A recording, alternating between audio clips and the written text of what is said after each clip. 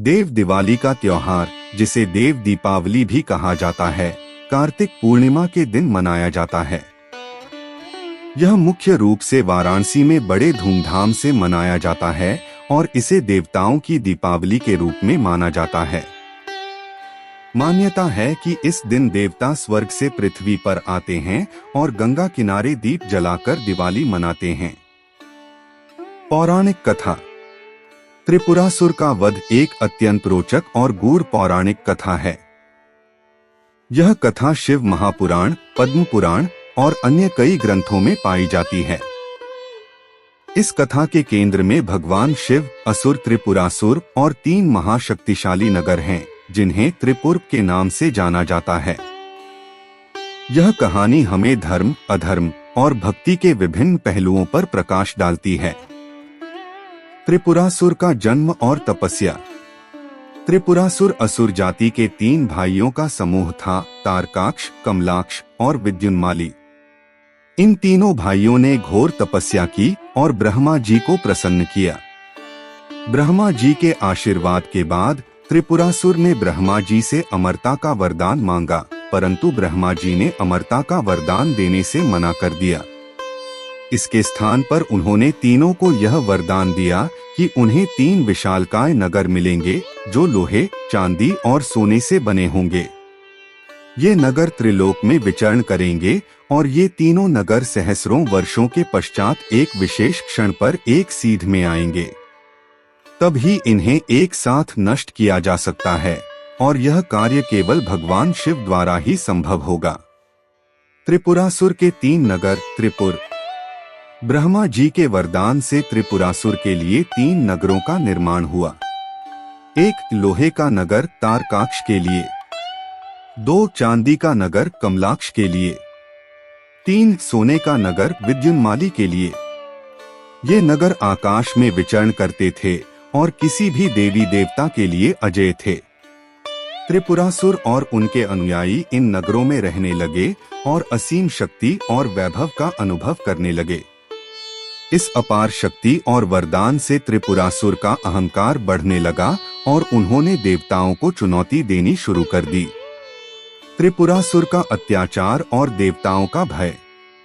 त्रिपुरासुर के अत्याचार दिन प्रतिदिन बढ़ने लगे। वे विभिन्न लोकों पर आक्रमण करने लगे और ऋषि मुनियों को कष्ट देने लगे। सभी देवता उनके अत्याचार से त्रस्त हो गए। स्वर्गलोक में त्राहि मच गई। त्रिपुरासुर के कारण धर्म का नाश हो रहा था और अधर्म का विस्तार हो रहा था। देवताओं ने त्रिपुरासुर का अंत करने का प्रयास किया, लेकिन कोई भी उन्हें पराजित नहीं कर सका। अतः सभी देवता ब्रह्मा जी और भगवान विष्णु के पास सहायता के लिए गए। देवताओं की भगवान शिव से प्रार्थना। ब्रह्मा जी ने देवताओं को बताया कि त्रिपुरासुर का नाश केवल भगवान शिव ही कर सकते हैं। सभी देवता कैलाश पर्वत पहुँचे और भगवान शिव की आराधना करने लगे। भगवान शिव ने देवताओं की प्रार्थना सुनी और त्रिपुरासुर के वध का संकल्प लिया। लेकिन इसके लिए उन्हें कुछ विशेष तैयारियों की आवश्यकता थी, क्योंकि त्रिपुरासुर के तीनों नगर एक विशेष क्षण पर एक सीध में आएंगे और तभी उन पर आक्रमण करना संभव होगा। दिव्य रथ और अस्त्र का निर्माण। भगवान शिव के निर्देश पर देवताओं ने एक विशाल रथ का निर्माण किया। इस रथ के लिए ब्रह्मा जी ने सारथी का कार्य किया। सूर्य और चंद्रमा को पहियों का रूप दिया गया और पहाड़ों को धुरों का रूप प्रदान किया गया। भगवान विष्णु स्वयं इस रथ के धनुष बने और अग्नि ने बाण का रूप धारण किया। शिव ने पाशुपतास्त्र का उपयोग किया, जो अत्यंत शक्तिशाली और विनाशकारी था। सभी देवताओं ने मिलकर भगवान शिव की सहायता की ताकि त्रिपुरासुर का अंत किया जा सके। त्रिपुरासुर का वध। अंततः वह समय आया जब त्रिपुर के तीनों नगर एक सीध में आ गए।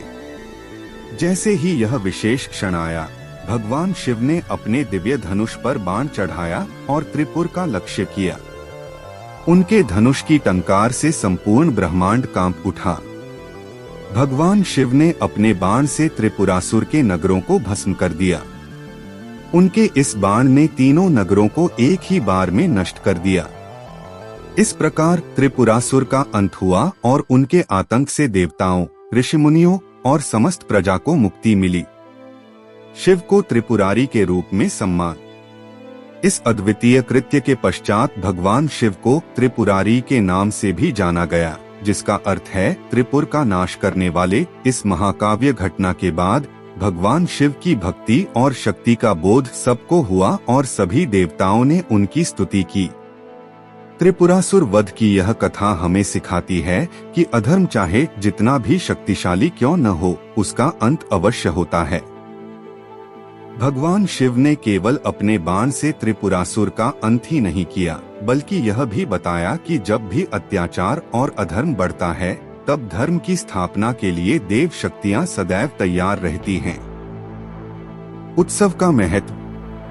देव दिवाली के दिन वाराणसी में गंगा किनारे और घाटों पर दीपों की कतार लगाई जाती है, जिससे गंगा का किनारा स्वर्ग जैसा प्रतीत होता है। इसे श्रद्धालु भगवान शिव की कृपा प्राप्त करने और अपने जीवन को पवित्र बनाने का अवसर मानते हैं। इस दिन गंगा स्नान और दान का विशेष महत्व होता है, जिससे पापों का नाश और मोक्ष की प्राप्ति होती है। आयोजन और परंपराएं। दीपदान। गंगा घाट पर हजारों दीप जलाए जाते हैं। काशी के विभिन्न घाटों पर दीपों की अद्भुत शोभा देखने को मिलती है।